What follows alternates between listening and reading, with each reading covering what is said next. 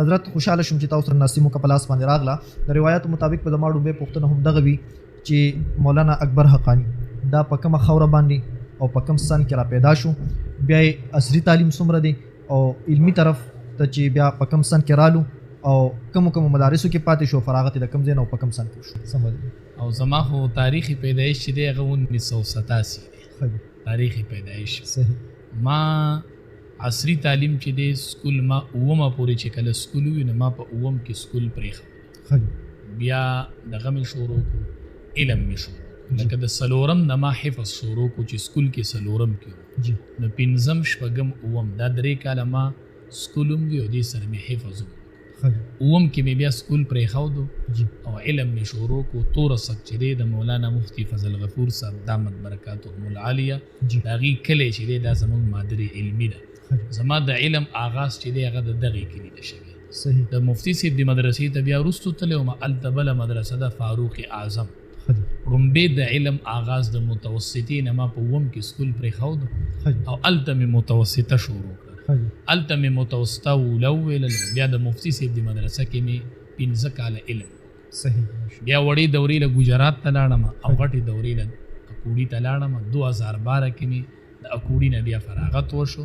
اوم کې مې سکول پرېښودو خو چې بیا مې کله علم یو څو کاله ووي بیا مې ورسره پرایویټ داخلي کولې 19 او 11 او 12 دغه عصري تعلیم مې اوس د 14 پورې دی فی الحال.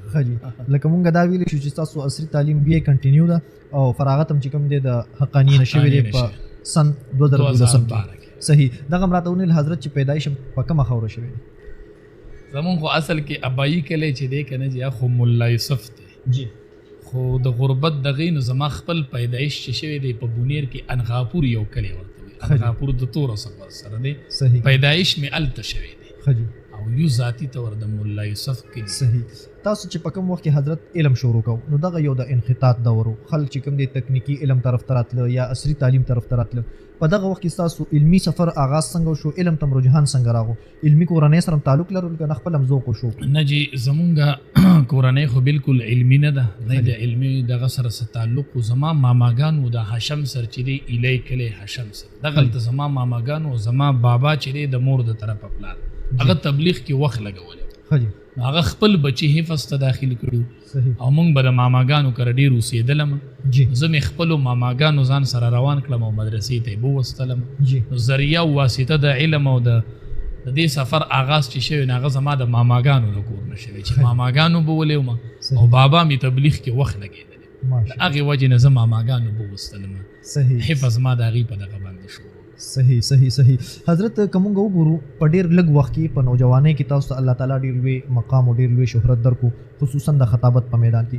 نو کومنګ وګورو خطیبان په 3 قسمه باندې د ما په خیال چې دي، یو واعظین دي چې واعظ کوي، د چا په خطاب کې چې کوم دی طنز او مزاح زیات وي، د چا په خطاب کې چې کوم دی جذبات زیات وي، د خلکو جذبات ترافاري. نو تاسو په خطاب کې خو واعظ بالکل همیشه وي، خو دې کې یو درد هم وي، دې کې چې کوم دی یو اخلاص هم وي. دغه دومره لږ وخت کې دا شهرت دومره بیا موندو وجه څه و؟ رجی د دې په شا خو د راز مونږ ته پته نه لګي او دا دعا به کوو چې الله دې دا شهرت زمونږ د قبولیت ذریعه وګرځي. یو صحابي راغی نبی کریم صلی الله علیه وسلم سره جبرئیل امین نبی علیہ السلام ته وایي دا پلانې صحابي نه دی. نبی علیہ السلام حیران شو چې جبرئیل امین له د نوم څنګه ورسي.